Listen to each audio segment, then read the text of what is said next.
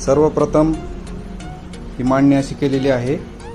ही पायऱ्याची आहे, ही 2 पायऱ्याची आहे आणि इथं पायऱ्यासाठी लागणार आहे हे होल आहे, हे एक लक्षात राहून द्या. हे असं बसून घ्यायचं.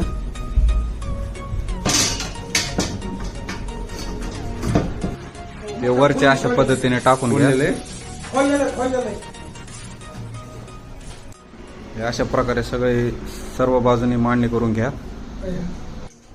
हे बघा 2 पायऱ्याची सेटिंग अशी करायची. इथं नट टाकून ही फिटिंग करून घ्यायची आहे.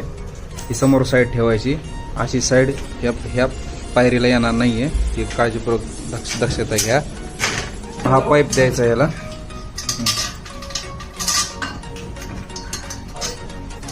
उलट्या साईडनं बसवत आहोत सध्या. व पायऱ्याचे पार्ट आहेत.